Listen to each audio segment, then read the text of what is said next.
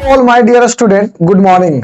मैं SS physics sir Shravan Sharma आपको मैं बताऊंगा, ठीक है ना, 11th क्लास के फर्स्ट चैप्टर फिजिकल वर्ल्ड में। उसके पहले वेलकम टू 11th क्लास। तो चलिए स्टार्ट करते हैं कि आखिर में ये फिजिकल वर्ल्ड है क्या, इसमें पढ़ना क्या है, इसमें जानना क्या है, सारा चीज के बारे में आपको मैं बताऊंगा। और इसमें जितना भी हो सके वो उस सारे कॉन्सेप्ट को मैं आसान करने की कोशिश करूंगा। ठीक है, फिजिक्स क्या है, फिजिक्स की जरूरत क्या क्यों पड़ी, आखिर फिजिक्स और मैथमेटिकल्स के बीच में क्या रिलेटेड है, दोनों के बीच में क्या संबंध है, फिजिक्स और टेक्नोलॉजी के बीच में क्या संबंध है, ठीक है, हमारे नेचर में मुख्य तरह से कितने तरह से यहां पर पाए जाते हैं फोर्स, उस सब के बारे में पढ़ना है। ठीक है ना, फिजिक्स क्या है।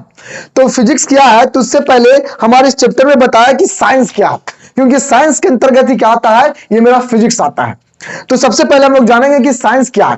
तो देखिए, ये जो साइंस है वो है क्या आखिर में। देखिए, तो साइंस के बारे में आप लोग कहीं ना कहीं जाने होंगे जरूर कि आखिर में ये साइंस क्या है। तो मैं आपको बताता हूं, साइंस का मतलब होता है विज्ञान। हिंदी में से आप लोग विज्ञान कहते हैं, और विज्ञान दो शब्दों से मिलकर बनता है, बी प्लस ज्ञान, जिसके बी का मतलब विशेष होता है, क्योंकि बी एक उपसर्ग है और इस उपसर्ग का अर्थ विशेष होता है। और ज्ञान का मतलब आपको पता है, नॉलेज, यानी कहने का मतलब जानकारियां जिससे आप प्राप्त करते हैं। यानी कि हमारे इस भौतिक जगत में जो कुछ भी घटना घटती है उसके बारे में, ठीक है ना, सही तरीकों से, क्रमबद्ध तरीकों से हम लोग जो नॉलेज प्राप्त करते हैं, ज्ञान जो प्राप्त करते हैं, उस ज्ञान को ही साइंस के नाम से जाना जाता है। तो मैं आपको साइंस के क्या करता हूं, इसके बारे में परिभाषा लिखा देता हूं, उसके बाद फिजिक्स की तरफ हम लोग चलेंगे। ठीक है, तो देखिए, साइंस यानी कि विज्ञान, साइंस यानी कि विज्ञान, साइंस यानी विज्ञान, साइंस यानी विज्ञान शब्द, विज्ञान शब्द, विज्ञान, साइंस यानी विज्ञान प्राय दो शब्द बी प्लस ज्ञान से मिलकर बनी है, बी प्लस ज्ञान से मिलकर बनी है, से मिलकर बनी है, जिसका शाब्दिक अर्थ, जिसका अर्थ क्या होता है, जिसका शाब्दिक अर्थ, जिसका शाब्दिक अर्थ, जिसका शाब्दिक अर्थ, ठीक है ना, जानना होता है, जानना, जानना होता है, टू नो जिसको इंग्लिश में बोलते हैं। ठीक है, टू नो, जानना होता है। ठीक है, ये जो मेरा साइंस यानी विज्ञान जो है वो एक लैटिन शब्द से आया है जी। ठीक है, लैटिन एक भाषा है, उस शब्द से आया, और ये क्रियात्मक शब्द से आया। अगर कोई पूछे कि जो साइंस है वो किस शब्द से आया है, तो बोलेंगे लैटिन, लैटिन, लैटिन भाषा के, लैटिन भाषा के क्रियात्मक शब्द, क्रियात्मक एक शब्द है, और उस शब्द का नाम है सिंटिया। उस शब्द का क्या नाम है, सिंटिया। ठीक है ना, सिंटिया जिसको बोलते हैं, इस तरह से लिखा होगा, सिंटिया लिखेंगे। ठीक है, सिंटिया। अगर कोई पूछेगा कि साइंस किस शब्द से आया है, तो बोलेंगे कि साइंस लैटिन भाषा के क्रियात्मक शब्द सिंटिया से आया। यानी कि कह सकते हैं आप कि साइंस को पहले सिंटिया कहा जाता था, और इस सिंटिया का अर्थ होता था भी जानना। ठीक है ना, ज्ञान प्राप्त करना, जिसे हम लोग साइंस कहते हैं। ठीक है, तो ये जो साइंस के अंतर्गत आता है हमारा ये फिजिक्स। ठीक है ना, क्या आता है, फिजिक्स, जिसके बारे में हम लोग को विस्तार से पढ़ना है इस चैप्टर में, फिजिकल वर्ल्ड में, कि ये फिजिक्स क्या है, भौतिकी क्या है। तो देखिए, फिजिक्स का जो हिंदी होता है, फिजिक्स का हिंदी, इसे आप लोग भौतिकी कह सकते हैं। फिजिक्स की हिंदी भौतिकी कह सकते हैं, या इसी को आप भौतिक शास्त्र कह सकते हैं, भौतिक शास्त्र। ठीक है ना, या इसी को आप भौतिक विज्ञान कह सकते हैं, भौतिक विज्ञान। फिजिक्स के इतना ये मानो तो हिंदी है। ठीक है ना, कि फिजिक्स का मतलब भौतिकी बोलो, चाहे भौतिक शास्त्र बोलो, चाहे भौतिक विज्ञान बोलो। ठीक है, अब हम लोग समझेंगे कि आखिर में ये फिजिक्स होता क्या है। तो देखिए, फिजिक्स जो है वो एक तरह से नेचर से संबंधित है, क्योंकि फिजिक्स को सबसे पहले हमारा ही संस्कृति वेदों में, हमारे ही संस्कृति वेदों में सबसे पहले प्रयोग किया गया था। यानी कि हम यहां कह सकते हैं कि फिजिक्स शब्द की, यानी कि भौतिकी शब्द की, जिसको बोल सकते हैं आप, यानी कि फिजिक्स, फिजिक्स जो शब्द है ये फिजिक्स शब्द, ठीक है ना, इस फिजिक्स शब्द का प्रयोग इस फिजिक्स शब्द का प्रयोग प्राचीन काल में, किस काल में? प्राचीन काल में संस्कृत वेदों में उपयोग किया गया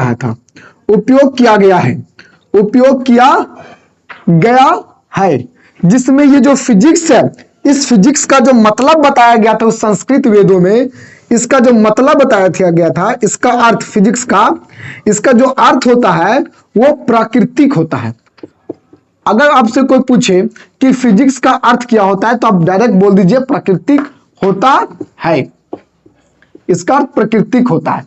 फिर भी फिजिक्स के अगर देखा जाए कि ये जो फिजिक्स है वो एक ग्रीक शब्द से भी निकला है, ठीक है ना। ग्रीक एक भाषा है, यानी जो ग्रीक जो मेरा देश है, उस देश में एक भाषा है और उस भाषा में एक शब्द है, ठीक है ना। और उस शब्द का नाम क्या, मैं आपको बताता हूं। देखिए ये जो फिजिक्स है, ये फिजिक्स, ठीक है ना, ये ग्रीक भाषा के,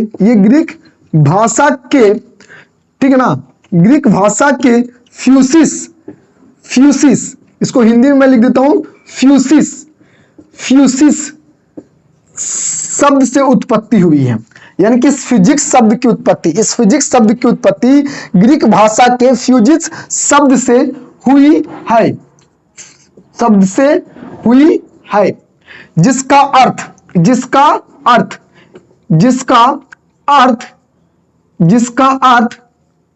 प्रकृति होता है, जिसका अर्थ क्या होता है? प्रकृति होता है। ये है तुम्हारा क्या?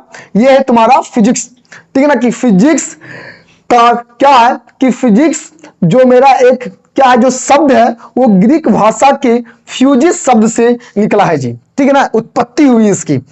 अब इसका जो क्या है, इसका जो अर्थ है वो एक प्रकार का प्रकृति होता है, ठीक है ना।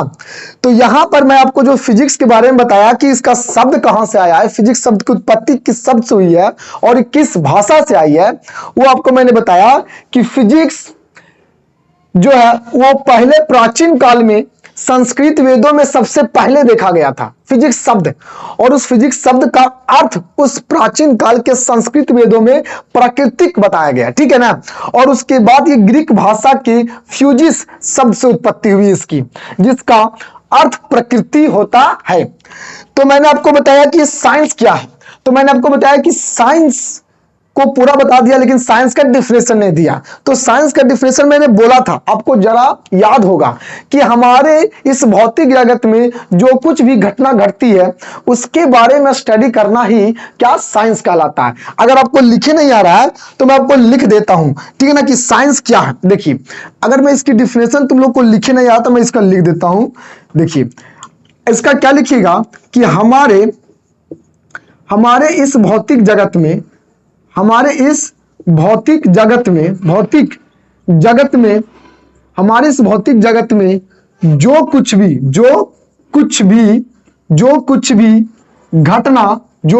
घटना घटती है उसके बारे में ठीक है ना, क्रमबद्ध तरीकों से, या फिर उसके बारे में विशेष ज्ञान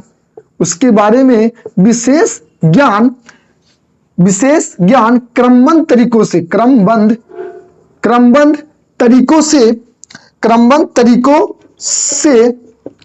तरीकों से अर्जित करना ही विज्ञान कहलाता है। अभी मैं आप लोग को हिंदी में बता रहा हूं, फिर धीरे धीरे इंग्लिश में आपको लेके जाऊंगा, ठीक है ना। तो बस आपको समझने की बस कोशिश करो कि साइंस क्या है, और साइंस में हम लोग को पढ़ना है फिजिक्स। मेरा मेन टारगेट है कि फिजिक्स क्या है, तो फिजिक्स के बारे में पूरा एक्सप्लेन करेंगे, बस लास्ट तक देखते रहना, ठीक है ना, कोई दिक्कत नहीं होगा।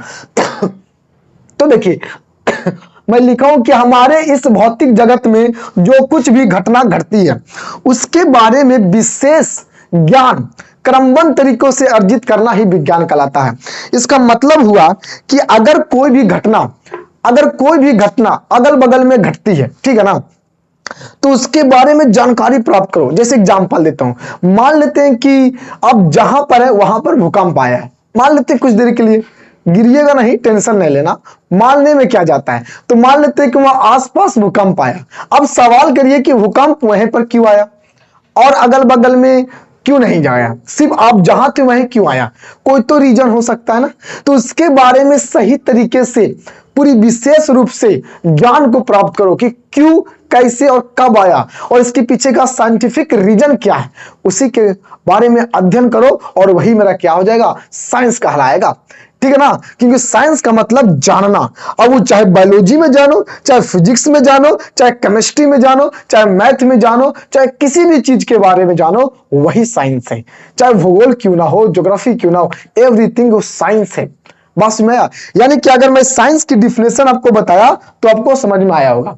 तो मैं साइंस का डिफिनेशन अब आपको इंग्लिश में लिख के बताऊंगा, ठीक है ना। तो उससे पहले आपको ये उतारना पड़ेगा, तो मैं इसका मैं ऊपर लिख देता हूं, ये वाला मिटार कर, ठीक है। यहां पर लिखेंगे एक्वेरिंग, क्या लिखा मैं, एक्वेरिंग, मैं लिख देता हूं ब्लैक मार्कर से, ठीक है ना। एक्वेरिंग स्पेशल नॉलेज, स्पेशल नॉलेज, ठीक है ना। देखिए, acquiring special knowledge through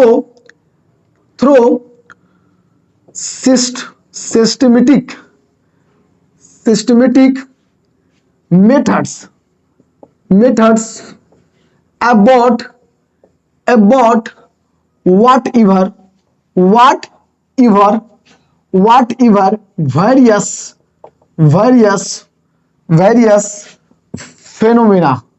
various phenomena, ठीक है, या फिर इवेंट्स, या भी इवेंट्स हैपेंस, ठीक है ना, in this world, in this our world, physical world, in this our physical world is known as science, इसी को हम लोग साइंस कहते हैं। मैं बस ट्रांसलेट कर दिया, देखो कैसे। एक्वायरिंग का मतलब होता है अर्जित करना, प्राप्त करना। स्पेशल का मतलब विशेष, नॉलेज का मतलब ज्ञान, थ्रो का मतलब किसके द्वारा, किससे, सिस्टमेटिक तरीकों से, ठीक है ना। और मेथड्स का मतलब तरीके, अबाउट का मतलब के बारे में, व्हाट एवर का मतलब जो कुछ भी, वेरियस का मतलब अलग अलग, ठीक है। और फिनोमेना ये इवेंट्स का मतलब घटना घटती है। In this our physical world, हमारे इस भौतिक जगत में जो कुछ भी घटना घटती है उसके बारे में नॉलेज प्राप्त करना ही क्या कहलाता है, साइंस कहलाता है। तो ये था साइंस। फिर मैंने बताया फिजिक्स, कि फिजिक्स जो है वो मेरे, ठीक है ना, प्राचीन काल में संस्कृत वेदों में उपयोग किया गया था सबसे पहले, जिसका अर्थ प्राकृतिक होता था। और फिर इसको ग्रीक भाषा में फ्यूजिस शब्द से निकला है, जिसका अर्थ भी प्रकृति होता था। यानी कि जो भौतिक विज्ञान है, यानी कि जो फिजिक्स है, वो देखा जाए तो कहीं ना कहीं हमें नेचर से जोड़ती है, हमें प्रकृति से जोड़ती है। तो मैं बताऊं क्या कि फिजिक्स क्या है। तो अगर मैं फिजिक्स के बारे में बताना चाहता हूं तो देखिए ध्यान से, इसको एक बार नोट्स करो ध्यान से। मैं फिर आपको फिजिक्स की तरफ लेके जाता हूं कि आखिर में फिजिक्स क्या है, ठीक है। मैं इसको मिटा रहा हूं। तो चलिए अब हम स्टार्ट करते हैं फिजिक्स कि आखिर ये फिजिक्स क्या। तो थोड़ी देर पहले मैंने बताया फिजिक्स किस शब्द से आया, फिजिक्स का अर्थ क्या होता है, प्राकृतिक होता है। तो अगर आप फिजिक्स की डिफिनेशन देखना चाहते हैं तो फिजिक्स कहते किसको है, तो अगर मैं बोलूं कि यह विज्ञान की एक वैसी शाखा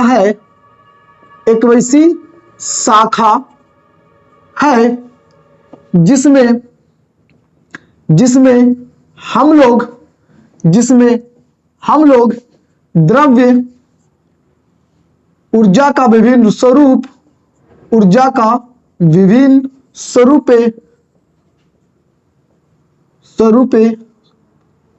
स्वरूपों, कॉमा, प्रकाशिकी, कॉमा, वैद्युत चुंबकत्व,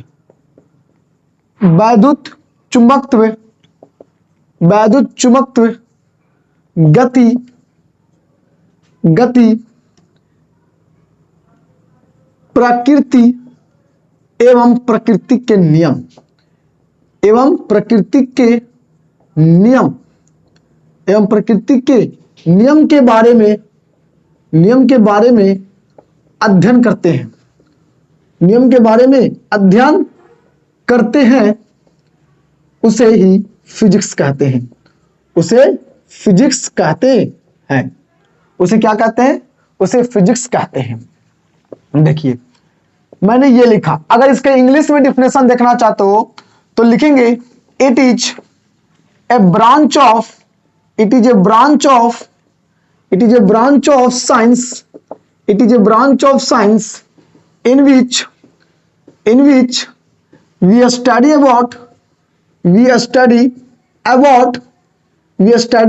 about matter, all form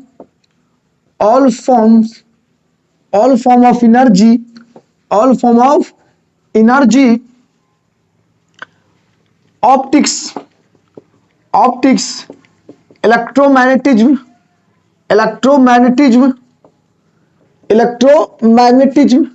motion, nature and laws of nature, it's known as, it's called, is known as physics। देखिए मैं हिंदी इंग्लिश दोनों में आपको बता दिया हूं ताकि आपको कोई दिक्कत ना हो। जो आपको अच्छा लगे उसे आप नोट्स कर लो कॉपी पे और नोट्स बनाना स्टार्ट कर दो, क्योंकि मैं आपके लिए उतर चुका हूं यूट्यूब पर फिजिक्स में, ठीक है ना। तो देखिए मैंने लिखा हूं फिजिक्स क्या है कि विज्ञान की एक वैसी शाखा, यानी कि साइंस की एक ऐसी ब्रांच है जिसमें हम लोग प्रकाश यानी कि ऑप्टिक्स के बारे में स्टडी करते हैं। ये ऑप्टिक्स का मतलब प्रकाश, ये प्रकाश है क्या, प्रकाश के बारे में सबसे पहले किसने बताया, ये लाइट कैसे सन से अर्थ तक आ जाता है, ये सारे के बारे में हम लोग जानेंगे, लेकिन उसके लिए आपको वेट करना पड़ेगा क्योंकि ये 12th के टॉपिक है। ठीक इसी प्रकार से इलेक्ट्रोमैग्नेटिज्म कहने का मतलब है कि ये पंख किस प्रकार से काम करते हैं, जनरेटर कैसे काम करते हैं, ठीक है ना, मोटर कैसे काम करते हैं, ये सब इलेक्ट्रोमैग्नेटिज्म में पढ़ेंगे हम लोग। सारा का सारा फिजिक्स एक्सप्लेन करता है ये सब चीजों के, ठीक है ना। और आपको मोशन जो न्यूटन ने दिया था कि इंसान कैसे चल रहा, मोशन के बारे में पूरा विस्तार से बताया जाएगा, क्योंकि इसका तो चैप्टर है काइनेमेटिक्स जिसको हम लोग कहते हैं, तो सारा बताया जाएगा। बस समझो फिजिक्स में यही सब चीज के बारे में स्टडी किया जाता है। अरे फिजिक्स है क्या, मैं आपको बताऊं कैसे। फिजिक्स अगर देखा जाए, अगर फिजिक्स देखा जाए तो दिन का होना, रात का होना भी फिजिक्स है, शाम का होना और सुबह का होना भी फिजिक्स है, इन धनुष का निकलना भी फिजिक्स ही है, ठीक है ना। ये पृथ्वी के चारों ओर जो मेरा चंद्रमा घूमता है और सूर्य के चारों ओर जो मेरा और प्लैनेट्स राउंड करता है, रिवॉल्व करता है, वो भी तो फिजिक्स है ना, उसके बारे में स्टडी करना भी फिजिक्स है। और जो सन जो है, जो गैलेक्सी के सेंटर के चारों ओर क्या करता है, रिवॉल्व करता है, उसके बारे में स्टडी करना भी क्या कहलाता है, सारा फिजिक्स कहलाता है। फिजिक्स क्या है, फिजिक्स मेरा देखो तो बहुत कुछ है, बहुत कुछ। हमने जैसे आपको बताया, जैसे आपने एक कहावत भी सुने होंगे, ये एक डायलॉग भी सुने होंगे नाना पाटेकर का कि फिजिक्स क्या है मैं कैसे कहूं, तुम कौन हो मैं कैसे कहूं, तुम क्या हो मेरे लिए मैं कैसे कहूं। ठीक उसी प्रकार से फिजिक्स है क्या, ये मैं कैसे तुमको बताऊं। फिजिक्स कहो तो अगर देखा जाए हृदय की गीत है, जीवन की संगीत है। तुम शाम हो, तुम रात हो, तुम दिन हो और तुम ही सुबह हो, सब कुछ फिजिक्स है। ये मेरे से तुम और हमको जो देख पा रहे हो इस मोबाइल की, इस टेक्नोलॉजी की वजह से, ये भी फिजिक्स है।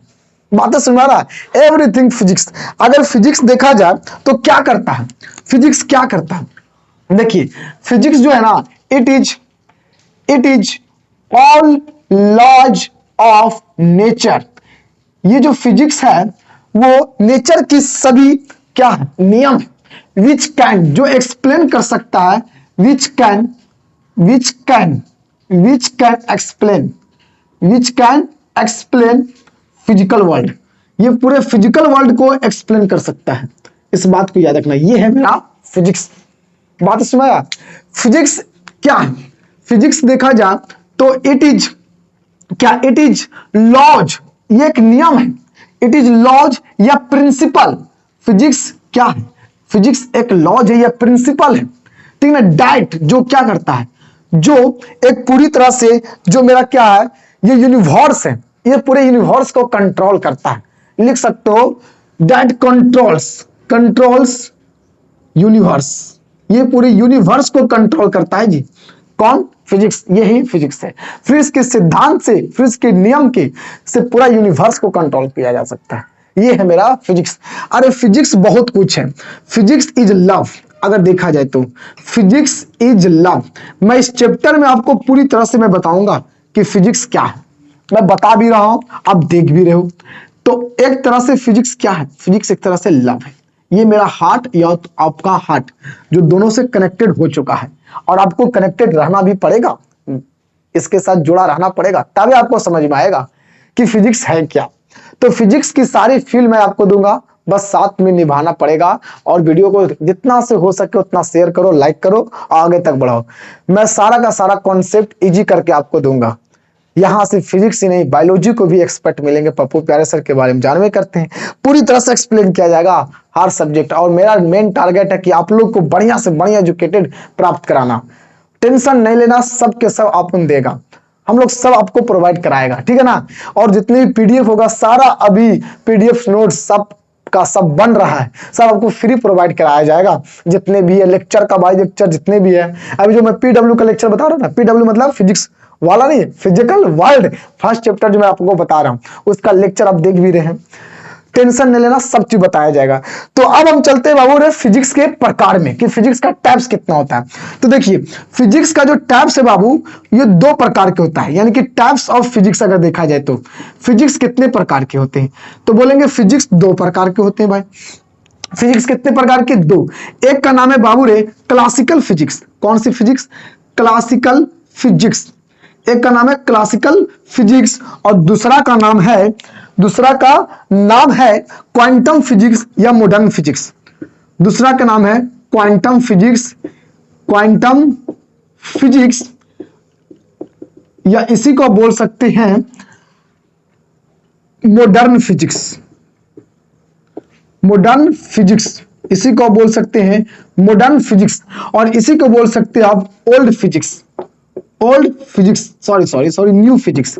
ये सब क्या बोल सकते हैं? New physics. तीन नाम है जी, एक ही चीज का तीन नाम है, ठीक है ना। और ये क्लासिकल फिजिक्स को आप बोल सकते हैं ओल्ड फिजिक्स, ठीक है ना। और इसी को आप बोल सकते हैं न्यूटोनियन फिजिक्स है ये।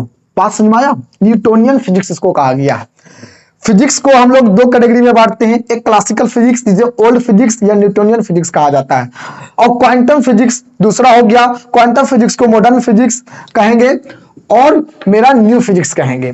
क्लासिकल फिजिक्स का हिंदी में होता है चिर सम्मत, ठीक है ना, फिजिक्स होता है।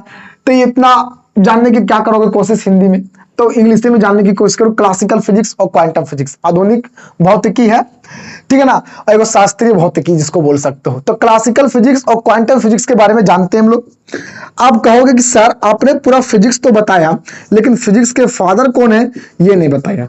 एक बात बोलूं, सारे सब्जेक्ट में फिजिक्स कोर्स का मेरा मानना है कि फिजिक्स को छोड़कर सारे सब्जेक्ट का, चाहे बायोलॉजी का हो, चाहे केमिस्ट्री को, चाहे मैथ को, फादर तो हो सकते हैं, एक हो सकते हैं, लेकिन फिजिक्स के फादर एक हो ही नहीं सकता।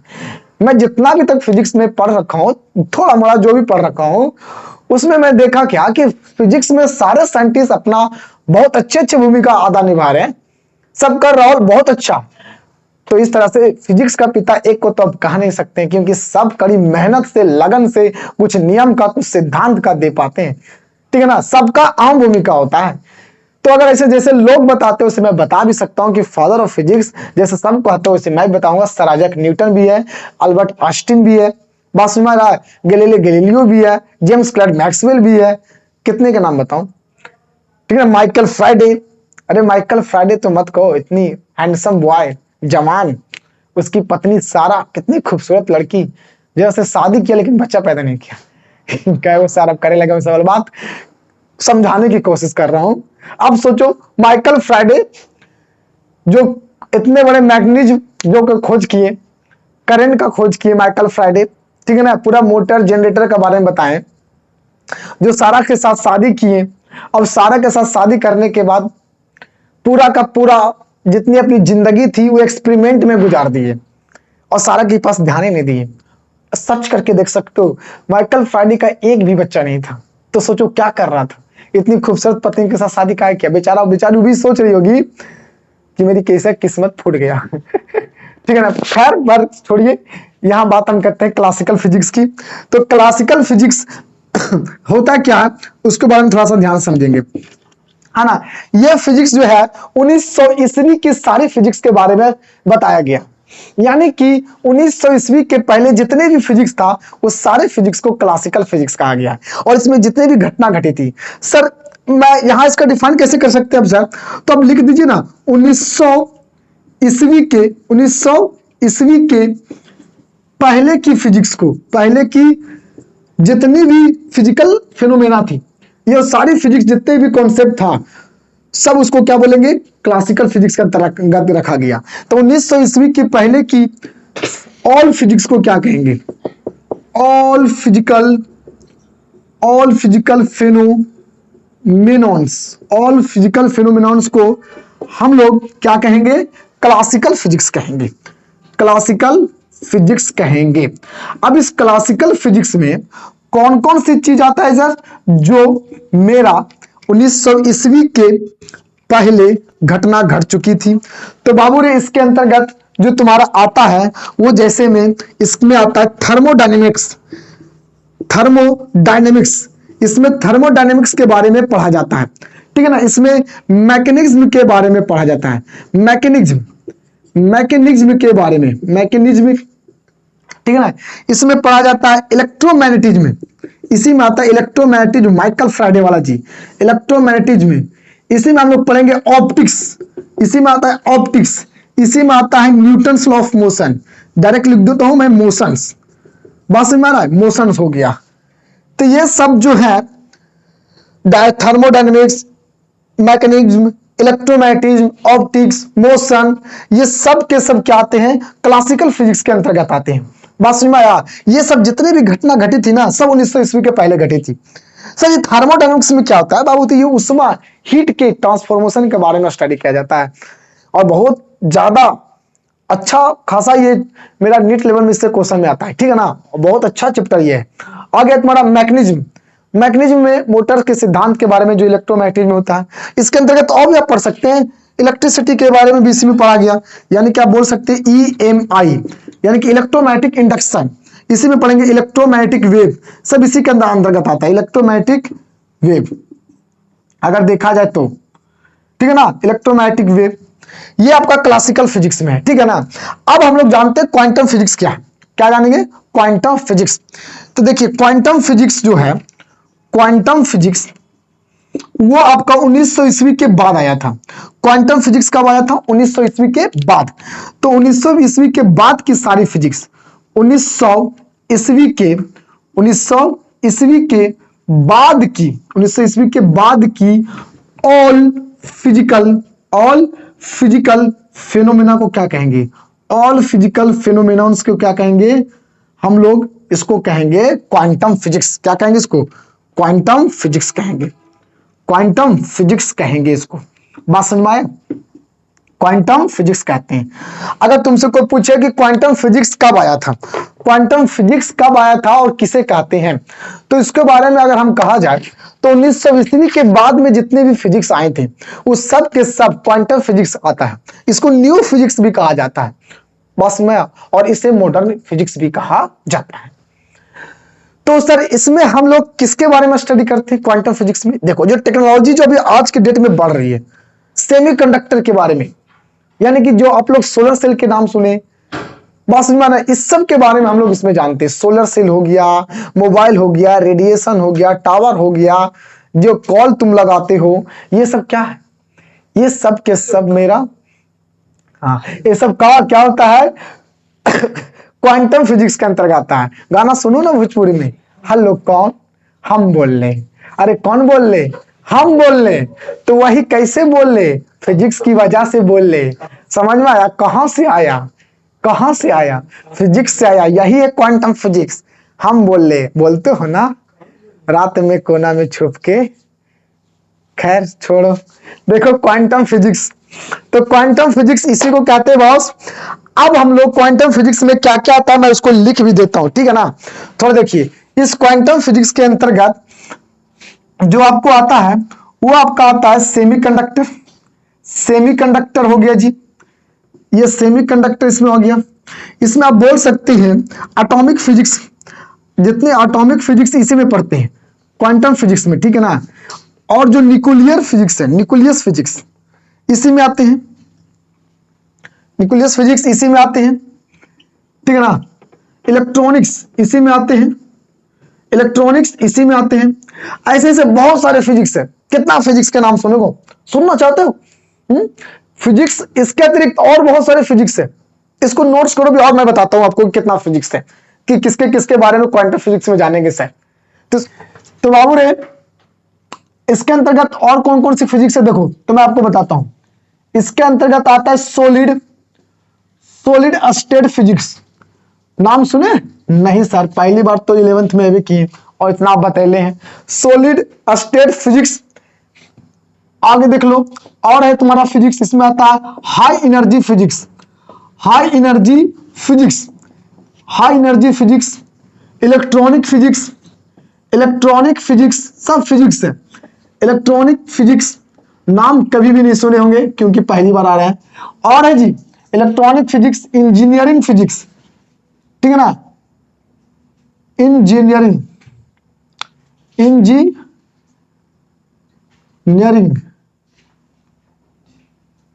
इंजीनियरिंग फिजिक्स हो गया। बात से हमारा और है भी, देखते जाओ देखते जाओ।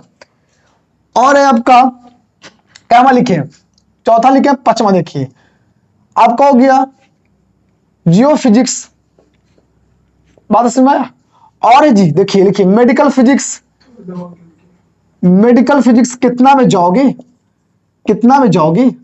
मेडिकल फिजिक्स इतना फिजिक्स बता दूंगा ना कि देखते रह जाओगे। और देखना चाहते हो, देखो chemical physics, chemical physics, chemical physics हो गया। और बहुत सारे फिजिक्स हैं, इतना फिजिक्स के मैं लिखा दिया हूं, सब फिजिक्स के अंतर्गत आता है। मैं जनरली तुम्हें दो को बताया हूं, क्लासिकल फिजिक्स और क्वांटम फिजिक्स, लेकिन एक्चुअली में देखो कितना फिजिक्स लिखा आया हूं। एक होता है कॉस्मोलॉजी। कॉस्मोलॉजी के बारे में जानते हो? ब्रह्मांड, ब्रह्मांड जिसको बोलते हैं, पता है आपको ब्रह्मांड? ब्रह्मांड तो एक ही है, यूनिवर्स।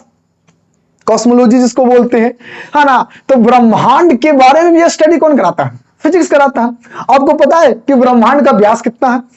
सोच भी नहीं सकते कितना है जी, करीब 9.46 गुने 10 के पावर 20 मीटर उसकी खाली डायमीटर है। 10 के पावर 20 का मतलब समझ में आता है? 1 पर 20 जीरो, उतना गिनती नहीं आता होगा, एक आए दाएं करके देख लेना। इतना बड़ा उसका क्या है, उसका क्या है? डायमीटर है। और उस यूनिवर्स में कई गैलेक्सी हैं, अरबों गैलेक्सी, 1000 नहीं बल्कि 100 अरब गैलेक्सी है एक यूनिवर्स में। यानी यूनिवर्स में अगर गैलेक्सी की संख्या पूछे कितनी गैलेक्सी है, तो हम लोग बोलेंगे 100 अरब। बात समझ में आ रहा? और प्रत्येक गैलेक्सी में कितने, अगर तुमसे पूछ दे कि कितने प्रत्येक गैलेक्सी में सर कितने क्या है, स्टार पूछ दे तो स्टार अरबों खरबों बहुत सारे स्टार्स हैं जी, समझ में आया। और हम लोग जिस गैलेक्सी में रहते हैं उस गैलेक्सी का नाम है मिल्की वे। बात समझ में आया। और उस मिल्की वे के अंदर, उस मिल्की वे के अंदर हम लोग इस अर्थ में रहते हैं, यानी पृथ्वी की बात कर रहे हैं। देख रहे हैं कितना कहानी है। ये सब study of physics, only explain by physics of this. बात समझ में आया। इसे सिर्फ फिजिक्स ही एक्सप्लेन करता हूं।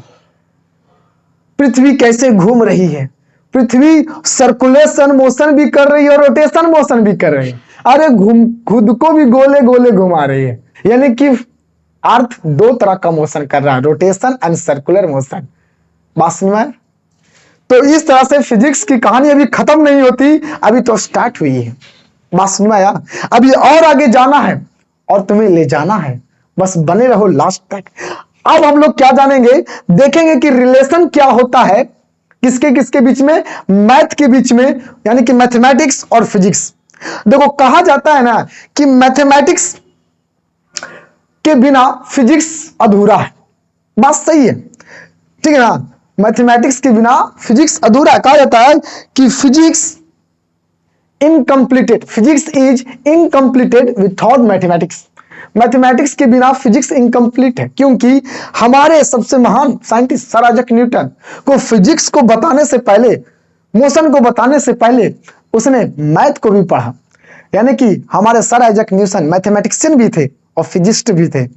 बात समझ में आ रहा, दोनों थे वो। तो फिजिक्स कहा जाता है ना कि फिजिक्स इज किंग ऑफ क्या, science, and mathematics is queen of science. बात समझ में आया। कहा जाता है कि physics is king of science and mathematics is queen of science. Science की रानी है मैथ और साइंस का राजा है फिजिक्स। बात समझ में आ रहा है, राजा रानी की कहानी है। किसी ने कहा है बहुत अच्छे से, किसी महान पुरुष ने कहा है, केकू नाम का एक था, केकू नाम का बहुत बड़े फिजिशियन थे। उसने कहा था कि अगर फ्यूचर को समझना चाहते हो, if you want to understand future, then you have to understand physics. That means कहने का मतलब है कि अगर आपको फ्यूचर को समझना है तो फिजिक्स को समझना पड़ेगा। बात समझ में आया। ये किसने कहा था? बहुत बड़े एक फिजिशियन थे जिसका नाम है केकू। नाम तो सुने होंगे, अगर नहीं सुने तो सुन लो। फेकू नहीं, केकू, केकू शॉर्ट फॉर्म है केकू। तो फिजिक्स और मैथ के बीच में क्या संबंध है? मैंने आपको बताया कि मैथ के बिना फिजिक्स अधूरा है जी। आपने कभी ना कभी कहीं ना कहीं सुने होंगे कि जो टीचर आपके कोचिंग में पढ़ा रहे होंगे उससे आप कहेंगे सर आप फिजिक्स पढ़ा रहे हैं या मैथ पढ़ा रहे हैं? अब हमेशा खाली फॉर्मूले सिद्ध करते रहते हैं, क्योंकि मेरे साथ भी ऐसा हुआ है। अब क्या करें, थ्योरी कम न्यूमेरिकल ज्यादा, थ्योरी कम फॉर्मूला ज्यादा, मैंने मैथ ही मैथ। तो चलिए अब देखते हैं हम लोग कि आखिर में फिजिक्स में कितने फंडामेंटल प्रिंसिपल है, ठीक है ना, जिसके सिद्धांत पर, जिसके प्रिंसिपल पर इस फिजिक्स के फिनोमेनों को एक्सप्लेन किया जा सकता है। तो देखिए हमारा जो फिजिक्स में जो प्रिंसिपल है, फंडामेंटल प्रिंसिपल, वो दो तरह का है। एक का नाम है यूनिफिकेशन। यूनिफिकेशन किस प्रिंसिपल का है, फिजिक्स में क्या है? तो बाबू रे यूनिफिकेशन के मदद से हम क्या कर सकते हैं, ठीक है ना, बहुत सारे फिजिकल फिनोमेना को एक्सप्लेन कर सकते हैं किसी एक नियम के साथ। यानी यूनिफिकेशन हम उस प्रिंसिपल को कहते हैं जिस पर जो हमारे कितने भी साइंटिस्ट हुए, फिजिकल साइंटिस्ट जो फिजिक्स से हुए, वो यूनिफिकेशन को करना चाहते थे। कहने का मतलब है कि इतना सारा फिजिक्स को, इतने सारे फिनोमेना को अलग अलग, ठीक है ना, डिस्ट्रिक्ट से द्वारा एक्सप्लेन करना बहुत कठिन होता था। बात समझ में आया। तो लोग साइंटिस्ट ने सोचा था क्यों ना कुछ ऐसे नियम दिया जाए कि बहुत सारे फिनोमेना उसी नियम से हो जाए। बात समझ में आ रहा, उसको यूनिफिकेशन कहा गया फिजिक्स में। जिसको देखो मैं लिखा हूं two fundamental principle in physics, पहला नाम है यूनिफिकेशन। इसमें लिखा हुआ attempt to explain various phenomena through few law. मतलब समझ में आया, कुछ ही नियम के द्वारा, कुछ ही नियम से क्या हो जाए, वेरियस बहुत सारे फिनोमेना को एक्सप्लेन किया जा सका, उसे यूनिफिकेशन कहा। सर कैसे, सर आप कैसे कह सकते हैं? तो देखिए आपको बताता हूं, conservation of energy, conservation of energy के सिद्धांत पर, इसके प्रिंसिपल के हिसाब से Lenz's law, Kirchhoff voltage law, बस में थर्मोडायनेमिक्स में जो लॉ थे वो सब इसके सिद्धांत पर पालन करते। तीन तीन फिनोमेना अलग अलग कैटेगरी में, इलेक्ट्रोमैग्नेटिज्म में, बात समझ में आ रहा, ये अलग अलग साइंटिस्ट जो लेंजेस लॉ जो दिए थे, ठीक है ना, और जो किरचॉफ वोल्टेज लॉ जो दिए और थर्मोडायनेमिक्स में जो लॉ मिला, वो तीनों के तीनों क्या होता है, एक्सप्लेन हो जाता है कंजर्वेशन ऑफ एनर्जी, किसी उसी के कंजर्वेशन ऑफ एनर्जी पर एसोसिएट होता है, पालन करता है वो, तो इसे यूनिफिकेशन कहा गया। बस में जैसे में देखो एक मैक्सवेल इक्वेशन का देखो, मैक्सवेल इक्वेशन में कंप्लीट किया इलेक्ट्रोस्टैटिक्स में भी एक इक्वेशन, इसका एक इक्वेशन चार फिनोमेना को, टॉपिक को यूनिफिकेशन किया। जैसे में कंप्लीट इलेक्ट्रोस्टैटिक्स कंप्लीट कर दिया, इलेक्ट्रोडायनामिक्स को भी कंप्लीट कर दिया, मैग्नेटिज्म को भी और इलेक्ट्रोमैग्नेटिक वेव को भी, जिसे इलेक्ट्रोमैग्नेटिज्म कहते हैं। बस समझ में आ रहा। और दूसरी आपका आता है रे डायरेक्शनलिज्म, इसको बोलते हैं रिडक्शनिज्म। रिडक्शनिज्म का मतलब होता है कि बहुत सारे फिनोमेना को तोड़ तोड़ कर बताना, छोटे छोटे पार्ट में बताना, रिडक्शनिज्म कहलाता है। यानी कि to study a large system. जैसे कहने का मतलब है, जैसे तुमको जनरेटर के बारे में पूरा एक्सप्लेन जानना है, तो जनरेटर के बारे में एक्सप्लेन जानने के लिए आपको पार्ट पार्ट जानना पड़ेगा कि उसमें मैग्नेट होता है, उसमें क्या होता है, आर्मेचर होता है, उस पर बहुत सारे इंसुलेटिंग कॉपर वायर लपेटे होते हैं, दो मैग्नेट के बीच में रखा जाता है, उसमें इलेक्ट्रिक करंट को फ्लो किया जाता है। बस में उसमें क्या क्या कम्यूटेटर होते हैं, क्या होते हैं, सर्पी होते हैं, आपको सब जानना पड़ेगा। स्लिप्स होते हैं, उसको पॉइंट बाय पॉइंट स्टडी करना पड़ता है। तो अगर पॉइंट बाय पॉइंट स्टडी करेंगे लार्ज अमाउंट को, तो उसे रिडक्शनिज्म कहेंगे। यानी कि to study a large system, study properties of a constituents particles. बात समझ में आया? तो ये था आपका फिजिक्स में दो फंडामेंटल प्रिंसिपल, जिसके सिद्धांत पर फिजिक्स के फिनोमेना को एक्सप्लेन किया गया। अब हम समझते हैं कि नेचर में, फिजिक्स में, ये नेचर में फोर्स कितने होते हैं और ये फोर्स क्या है। लास्ट टॉपिक है मेरे इस चैप्टर का। तो देखिए हम लोग जानेंगे यहां पर कि फोर्स क्या है। What is force? ये फोर्स क्या है, बात समझ में आया? इसे हम लोग बल कहते हैं। क्या कहते हैं? बल। कि आखिर में ये फोर्स क्या है, तो बल के बारे में ध्यान से समझना। देखो बल किसे कहते हैं? बल, देखो बाबू, बल एक प्रकार के एक्सटर्नल इफेक्ट है। अगर हम बोलूं तो बल क्या है? External effect. इसके बारे में लिखूंगा कि it is an external effect, external effect which can change in a state of an object। यानी कि फोर्स एक वो बाहरी इफेक्ट है जी, जो ऑब्जेक्ट की स्टेट को चेंज कर सकता है। बात समझ में आया? जैसे कहने का मतलब है कि ये मार्कर है, बात समझ में? ये मार्कर, अब इस मार्कर की स्टेट क्या? रेस्ट है। अब इस मार्कर की जो स्टेट है, इसकी पोजीशन को चेंज किया जा सकता है ओनली फॉर फोर्स के द्वारा। तो फोर्स वो बाहरी इफेक्ट है जो किसी भी ऑब्जेक्ट की स्टेट को चेंज कर सकता है, उसी को फोर्स कहते हैं। या फिर आप इसके बारे में इससे भी लिख सकते हैं। क्या लिख सकते हैं सर फोर्स के बारे में? सर कि इट इज ए पुल या पुश, समझ में आया? Upon an object. एक किसी ऑब्जेक्ट को पुश करना या फिर पुल करना ही फोर्स कहलाता है। आप ऐसे भी समझ सकते हैं। बस में फोर्स के मेजरमेंट यूनिट होता है आपका न्यूटन। क्या होता है? न्यूटन। तो अब बात करेंगे कि आखिर में ये फोर्स नेचर में कितने तरह के होते हैं।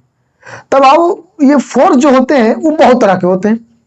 अलग अलग नेचर के हिसाब से फोर्स को अलग अलग कैटेगरी में बांटा गया। अगर मैं आपको बताऊं कि force on the nature of contact, तो ये दो प्रकार के होते हैं। समझ में आया? ऑन द कंजर्वेशन नेचर, तो कंजर्वेशन नेचर के हिसाब से भी दो होते हैं। बात समझ में आया? टाइम नेचर के हिसाब से भी दो होते हैं। तो अलग अलग कैटेगरी में फोर्स अलग अलग होते हैं। तो मैं आपको बताता हूं। जैसे हम देखिए, आपको मैं बताता हूं।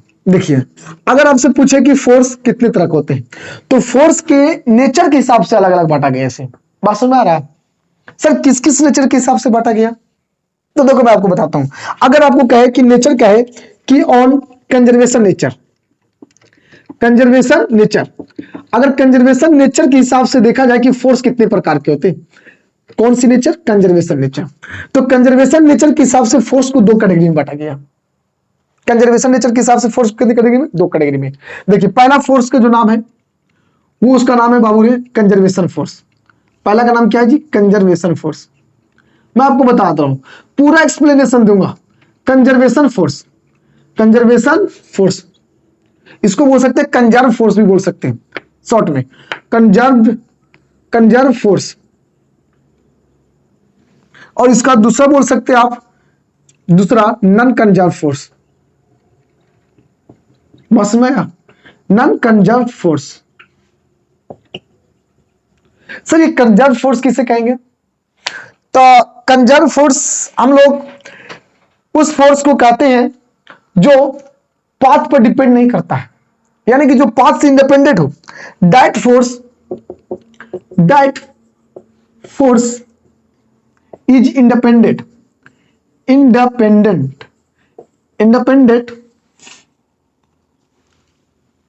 पाथ।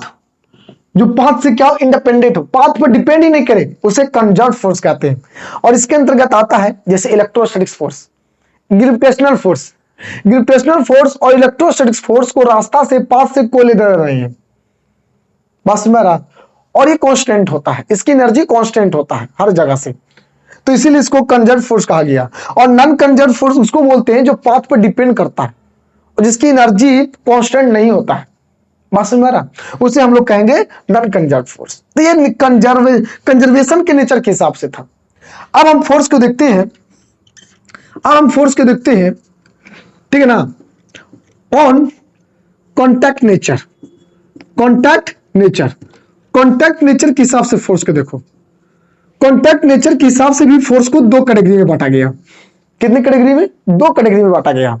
एक बांटा गया है कॉन्टैक्ट, ठीक है ना, कॉन्टैक्ट फोर्स इसको बोल सकते हैं, यानी कि फोर्स ऑन ए कॉन्टैक्ट, इसे आप बोल सकते हैं। कॉन्टैक्ट बोली चाहे तो फोर्स ऑन ए कॉन्टैक्ट,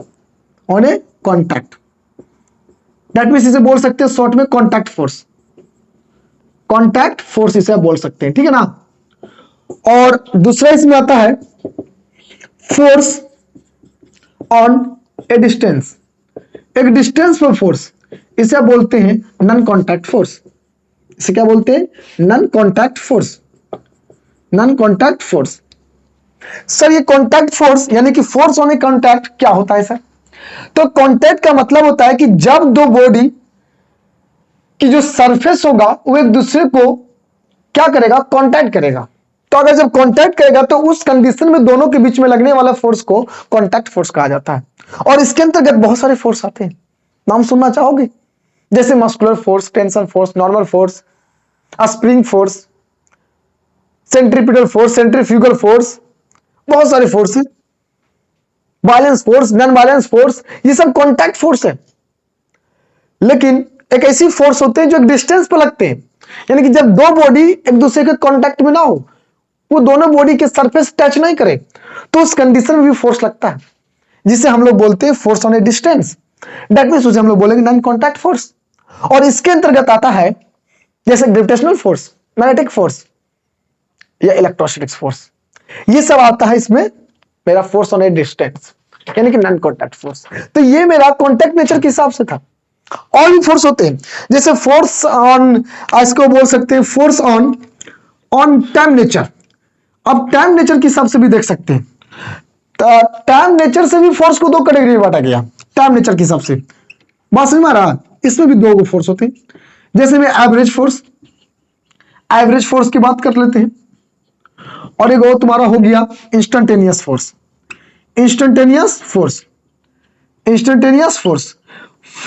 कितना पढ़ोगे जी? फोर्स ही फोर्स है, बहुत ज्यादा फोर्स इसमें।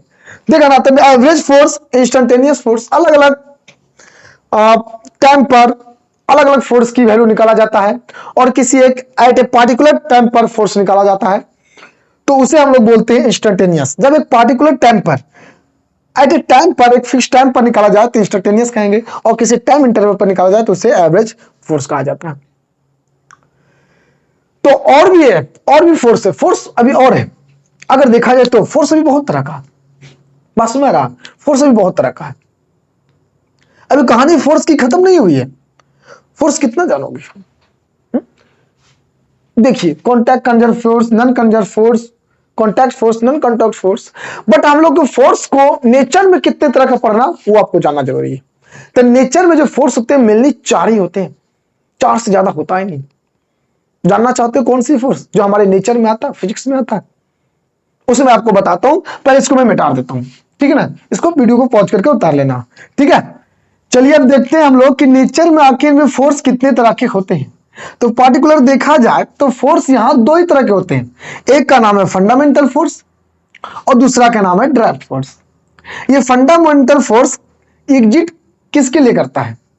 तो चलिए लिख के हम बताते हैं। तो पहला का नाम है फंडामेंटल फोर्स, फंडामेंटल फोर्स, और दूसरा का नाम है ड्राइव फोर्स, जो को मैं यहां लिख रहा हूं। दूसरा का नाम है डेराइव फोर्स, डेराइव फोर्स। अब हम लोग जानेंगे कि फंडामेंटल फोर्स क्या है। तो ये फंडामेंटल जो फोर्स है वो नेचुरली एग्जिस्ट करता है, और डेराइव फोर्स जो है वो बनाया जाता है, और जो बनाया जो जाता है वो फंडामेंटल फोर्स से ही बनाया जाता है। लेकिन फंडामेंटल फोर्स वो नेचुरली एग्जिस्ट करने का मतलब है कि नेचुरली फोर्स है ये, और ये चार तरह के होते हैं। अगर कोई पूछे कि फंडामेंटल में कितने फोर्स है, तो ये केवल और केवल चार ही फंडामेंटल फोर्स है जी। मास्टर भाई आप पहले फोर्स का जो नाम है वो अगर देखा जाए तो पहले का नाम है ग्रेविटेशनल फोर्स, ग्रेविटेशनल फोर्स, जो कोई फंडामेंटल फोर्स में आते हैं। बस में आप फंडामेंटल में आने वाले फर्स्ट फोर्स का नाम है ग्रेविटेशनल फोर्स। और जो ग्रेविटेशनल फोर्स जो है ये जो लगता है वो किन पार्टिकल्स के बीच में लगता है। पार्टिकल का अगर नेचर पूछे कि पार्टिकल इसका क्या है, तो याद रखिएगा इसका जो पार्टिकल्स होता है, इसका खासकर इसका जो पार्टिकल्स होता है उस पार्टिकल्स का नाम क्या है, मैं लिख देता हूं इसका पार्टिकल्स। तो इसके पार्टिकल्स का नाम है graviton, graviton, graviton. Graviton particles के बीच में ग्रेविटेशनल फोर्स लगता है। अब सर ये ग्रेविटॉन क्या होता है? तो जितने भी ऑब्जेक्ट है ये पूरे यूनिवर्स में, उस सारे ऑब्जेक्ट की कुछ ना कुछ मास होता है, और उस मास के बीच में लगने वाले फोर्स को ग्रेविटेशनल फोर्स कहा जाता है। यानी कि मैं यहां पर लिखूंगा इसमें कि इसमें क्या लिख सकता हूं, इसमें मैं ये लिखना जा रहा हूं, देखिए क्या लिख रहा हूं इसमें, ध्यान से देखना। इस ग्रेविटॉन पार्टिकल्स का मतलब होता है कि ये फोर्स, यानी कहने का मतलब है कि इट एक्ट्स, ये लगता है, it's acts between between two masses, two masses, ठीक ना, इन दिस यूनिवर्स। इस यूनिवर्स में दो मासेस के बीच में लगने वाला फोर्स को ग्रेविटेशनल फोर्स कहा जाता है, जिसका पार्टिकल ग्रेविटॉन है।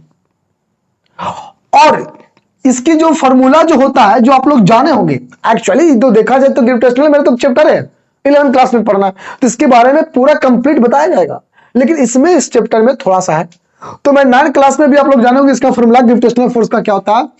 तो ग्रेविटेशनल फोर्स का जो फॉर्मूला होता है Fg, वो होता है capital G m1 m2 upon में r²।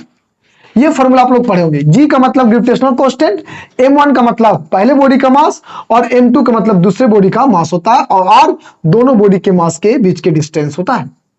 ये ग्रेविटेशनल फोर्स का फॉर्मूला।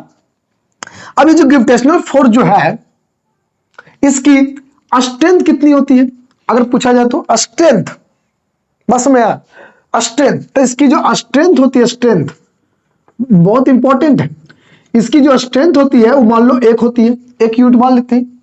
इसका मैं कंपेयर करूंगा और सब फोर्स से।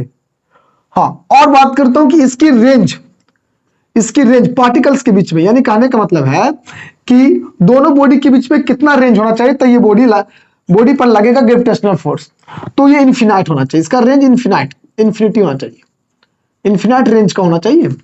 इन्फिनाइट रेंज में भी ये लगता है।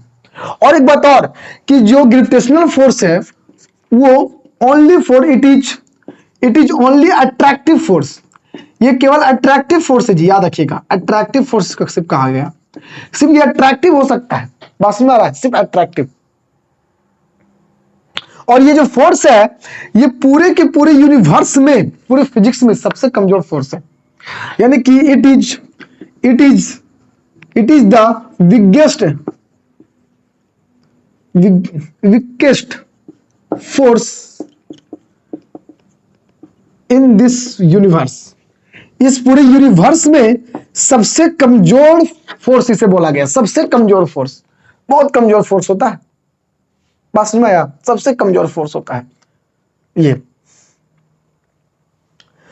तो ये मैंने आपको बताया कि इसकी रेंज कितना होता है, स्ट्रेंथ कितना होता है। और याद रखना ये जो है ना, ये डिपेंड्स इन मास पर करता है। मैं लिख देता हूं, it's depends on masses of body, masses of body. ये मासेस ऑफ बॉडी, बॉडी के मास पर डिपेंड करता है ये फोर्स। जितना ज्यादा मास रहेगा ग्रेविटेशनल फोर्स उतना ज्यादा रहेगा। और ये हमेशा दो ऑब्जेक्ट के बीच में लगता है। बातों को ध्यान से देखो, बुद्धि का इस्तेमाल करो बे। कहां तेरा ध्यान है? देखो यहां, इस्तेमाल करो इसकी। भगवान ने बुद्धि दिया तो सोचो समझो। मैं इतना बता रहा हूं जो कि मैं बोल रहा हूं कि ग्रेविटेशनल फोर्स मास, बॉडी के मास पर डिपेंड करता है। यानी कि जिस बॉडी का मास जितना ज्यादा होगा उसका ग्रेविटेशनल फोर्स उतना ज्यादा होगा। बात तो सिंपल है। और डिस्टेंस की इनवर्सली प्रोपोर्शनल होता है और ये इनफिनाइट रेंज में लगता है। बात समझ आ रहा है ना? चलिए, तो आगे मैं इसके बारे में बताने जा रहा हूं। तो ये था ग्रेविटेशनल फोर्स। अब मैं बात करता हूं दूसरा फोर्स के बारे में। देखिए दूसरा फोर्स जो है उसका नाम है इलेक्ट्रोमैग्नेटिक फोर्स। ये जो इलेक्ट्रोमैग्नेटिक फोर्स है सर, ये किस पार्टिकल्स के बीच में लगता है?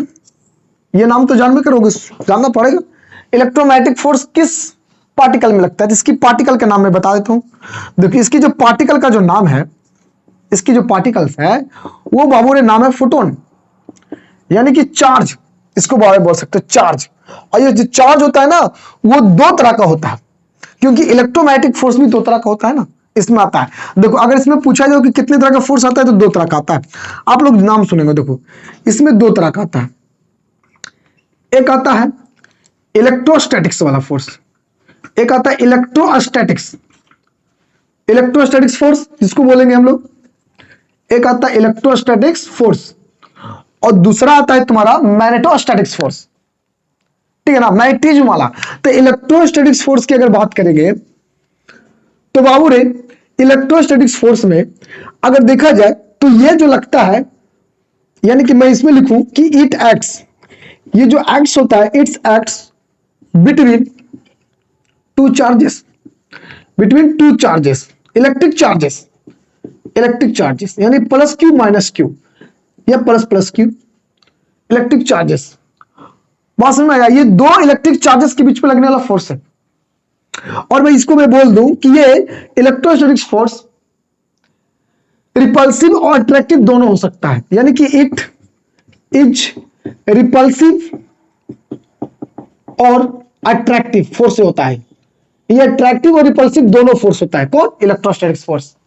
अगर पूछे कि इसकी रेंज कितना होता है सर, अगर रेंज की बात करें तो रेंज इसकी जो होता है किससे? ग्रेविटेशनल की तुलना में अगर इसकी रेंज देखा जाए तो रेंज जो होता है ये भी इन्फिनाइट वाला होता है, इन्फिनिटी के लिए भी रेंज है। बात समझ में आया? हाँ, इसकी स्ट्रेंथ की बात करें तो अलग बात है। देखिए इसकी जो स्ट्रेंथ होता है, स्ट्रेंथ वो करीब से करीब 10 के पावर आपका 36 होता है, यानी कि ग्रेविटेशनल से 10 के पावर 36 गुना होता है ये वाला फोर्स। और ये स्ट्रॉन्गेस्ट फोर्स के अंतर्गत आता है। अगर मैं लिख दूं तो याद रखना, ये लिखेंगे स्ट्रॉन्गेस्ट फोर्स ये आता है। ठीक है, यानी ग्रेविटेशनल के कंपेयर में ये स्ट्रॉन्गेस्ट फोर्स है। Strongest force as compare to लिख देता हूं, एज कंपेयर टू Fg, मतलब ग्रेविटेशनल के तुलना में ये थोड़ा स्ट्रॉन्गेस्ट फोर्स है, क्योंकि उससे 10 की पावर 36 गुना क्या होता है? ज्यादा होता है। बात समझ में आ रहा है ना? तो सर इस इलेक्ट्रोस्टैटिक्स फोर्स की फॉर्मूला क्या होता है सर? एक्सप्रेशन तो वो भी देख लो बाबू, इसको आप लोग पढ़े होंगे। ये जो हमारा कूलॉम्स लॉ बताए, इसका जो होता है Fe बराबर इसमें K Q1 Q2 बटा R स्क्वायर होता है। ये आप फॉर्मूला देखे होंगे, कभी ना कभी तो देखे होंगे। इसका ये एक्सप्रेशन हो गया बाबू, याद रखिएगा, ये इसकी एक्सप्रेशन है। पास में आया? अब ये वाला जो फोर्स है, ये जो फोर्स है ध्यान से समझते जाना, ये जो फोर्स है वो डिपेंड किस पर कर रहा है? It's depends on charge. ये चार्ज पर डिपेंड कर रहा है। पास में आया? जो इलेक्ट्रोस्टैटिक्स फोर्स की मैं कहानी बताया हूं, ये चार्ज पर डिपेंड कर रहा है। बस समझ में आया? ये चार्ज पर डिपेंड कर रहा है।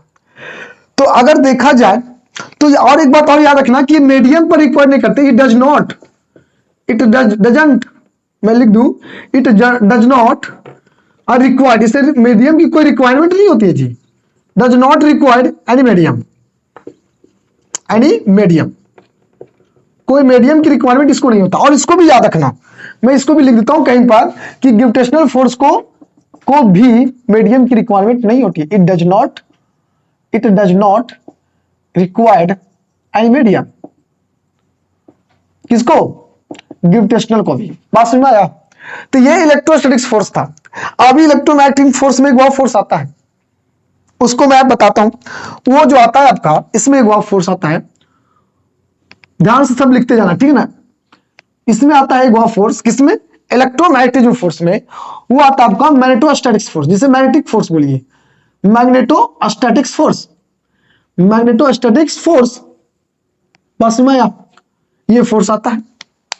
अब ये फोर्स किसके किसके बीच में लगता है सर, ये सवाल बनता है। तो बाबू ने ये force, it acts between two magnetic charge. देखो, एक इलेक्ट्रिक चार्ज होता है, एक मैग्नेटिक चार्ज होता है, तो ये मैग्नेटिक चार्ज के बीच में लगता है। अब मैग्नेटिक चार्ज जैसे नॉर्थ और साउथ पोल को कहा गया, और उसी को हम लोग पोल स्ट्रेंथ बोलते हैं, यानी कि पोल स्ट्रेंथ के बीच में लगता है मैग्नेटोस्टैटिक्स फोर्स। बात समझ में आया? और ये भी अट्रैक्टिव और रिपल्सिव होता है, it is also attractive and repulsive, attractive या फिर रिपल्सिव, ये भी हो सकता है, दोनों हो सकता है ये भी। बात समझ में आया? अगर इसकी रेंज पूछा जाए, इसकी रेंज, तो इसकी रेंज भी इंफिनिटी होता है। एकदम सेम है ना, इलेक्ट्रोमैग्नेटिक ना, इसके लिए भी रेंज इंफिनिटी होगा।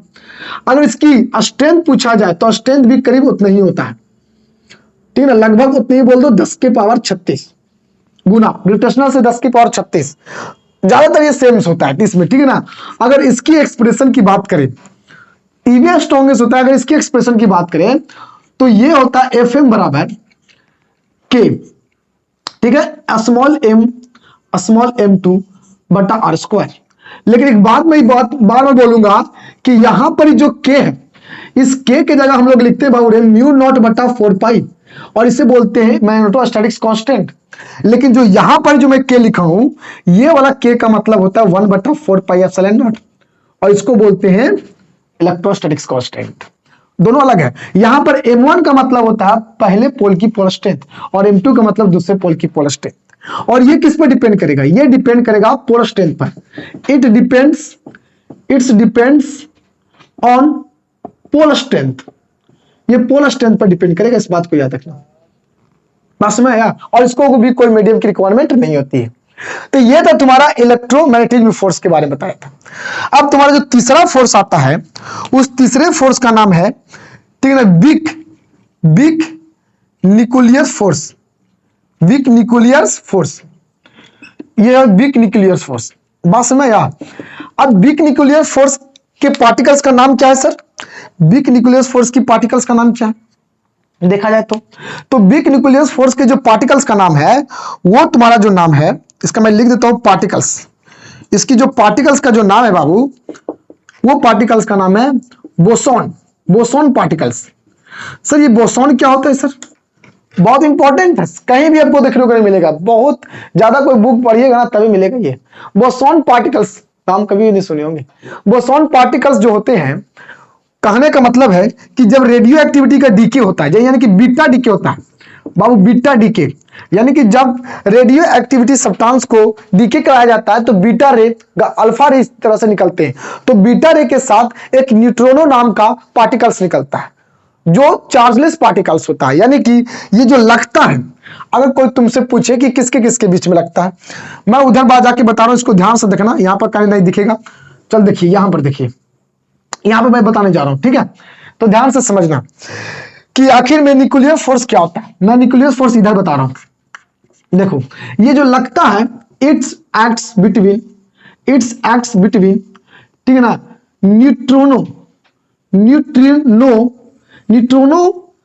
ठीक है ना, chargeless particles and other elementary particles के बीच में लगता है, ठीक है ना। कौन? ये तुम्हारा वीक न्यूक्लियस फोर्स। अगर बोला जाए कि वीक न्यूक्लियस फोर्स जो है इसकी रेंज कितना से कितना हो सकता है, रेंज, तो बाबू इसकी जो रेंज होता है 10 के पावर -14 मीटर से करीब 10 के पावर 15 मीटर तक इसकी रेंज हो सकता है। इतना कम से कम दो पार्टिकल्स के बीच में छोटी रेंज होना चाहिए, डिस्टेंस, तब ये nuclear force, weak nuclear force लगेगा। बस में आया। और इसकी स्ट्रेंथ कितनी होती है सर? तो बाबू इसकी जो स्ट्रेंथ होती है, स्ट्रेंथ वो करीब से करीब 10 के पावर 25 होता है इसकी, खाली 10 के पावर 25। बात समझ में आ रहा है इसके स्ट्रेंथ। और अगर देखा जाए तो ये क्या है, ये क्या अट्रैक्टिव रिपल्सिव हो सकता है? हाँ, मे भी हो सकता है। इट मे बी अट्रैक्टिव या फिर रिपल्सिव, ये दोनों हो सकता है। और ये चार्ज पर डिपेंड नहीं करता, it is independent to charge. ये चार्ज पर डिपेंड नहीं करता है, चार्ज से इंडिपेंडेंट होता है। ये अनचार्ज पार्टिकल्स के बीच में लगने वाला फोर्स है। कौन? Weak nuclear force. बात समझ में आ रहा है? किस किस पार्टिकल्स के बीच में लगता है? और एक फोर्स का नाम है स्ट्रॉन्ग न्यूक्लियर फोर्स, जो सबसे ज्यादा फोर्स है। मैं यहां पर लिख देता हूं स्ट्रॉन्ग न्यूक्लियर फोर्स, ध्यान से समझना। देखो, एक का फोर्स का नाम है, लास्ट चौथा फोर्स, उसका नाम है जी स्ट्रॉन्ग न्यूक्लियर फोर्स। ये स्ट्रॉन्ग न्यूक्लियर फोर्स किस पार्टिकल्स के बीच में लगता है सर? तो मेसॉन पार्टिकल्स का नाम पूछेगा तो हम लोग बोलेंगे मेसॉन। पार्टिकल्स का नाम क्या? Meson particles. यानी कहने का मतलब है ये आइटम के अंदर में जो न्यूक्लियस होते हैं और उस न्यूक्लियस के अंदर में जो पार्टिकल्स पाए जाते हैं, कौन कौन? न्यूट्रॉन और प्रोटॉन। बाकी तो इलेक्ट्रॉन तो उस न्यूक्लियस के चारों ओर ऑर्बिट में रिवॉल्व करते हैं ना। तो आइटम के अंदर में जो न्यूक्लियस होते हैं, उस न्यूक्लियस में जो न्यूट्रॉन होते हैं और प्रोटॉन, उनके बीच में लगने वाला फोर्स कौन सी फोर्स है? स्ट्रॉन्ग न्यूक्लियर फोर्स है। अगर कोई बोले कि किसके किसके बीच में लगता है, तो बोल सकते हो कि ये प्रोटॉन में लगेगा, प्रोटॉन न्यूट्रॉन में लगेगा और न्यूट्रॉन में भी लगेगा।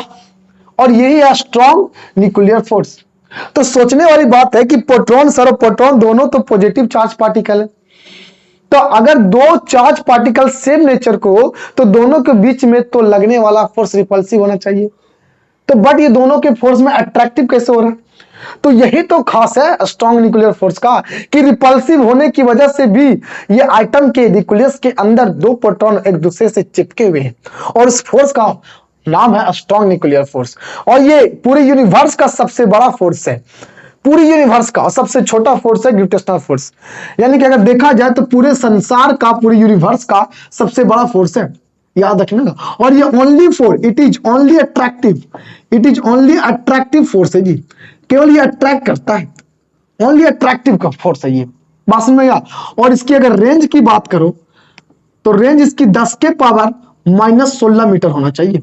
और इसकी अगर स्ट्रेंथ की बात करें, स्ट्रेंथ कितनी होती है सर, शक्ति कितनी? तो 10 के पावर करीब 39, सबसे बड़ा फोर्स। अभी जितने भी रेंज बताएं सब कहीं 10 की पावर 36, कहीं 10 की पावर 25, कहीं 1। ग्रेविटेशनल फोर्स के 10 की पावर 29, इतना ज्यादा मैक्सिमम फोर्स लगता है और एक दूसरे से बंधे होते हैं, इसके स्ट्रेंथ होता है। बस में आया? ये सबसे बड़ा फोर्स है। और ये डिपेंड चार्ज पार्टिकल पर भी डिपेंड नहीं करता, ये चार्ज पर डिपेंड नहीं करता, नेचर ऑफ चार्ज पर। मैं लिख देता हूं कि strong nuclear force it does not depend on the charge. ये चार्ज पर डिपेंड नहीं करता है। कौन? Strong nuclear force. और ये सबसे बड़ा फोर्स है पूरे यूनिवर्स का। यानी कि लिख दूं तो it is strongest force in this universe. ये पूरे यूनिवर्स में सबसे बड़ा फोर्स है जी।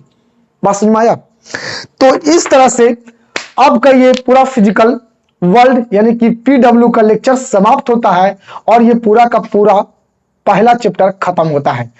आई होप कि आपको ये वीडियो देखकर मजा आया होगा, और अगर आपको अच्छा लगा होगा तो वीडियो को शेयर जरूर करना और इसको पूरा जानने की कोशिश करना। अगर नहीं समझ में आया तो वीडियो को रिकवर करके देखना। तो मिलते हैं अगले वीडियो के लिए, तब तक के लिए ओके बाय, गुड।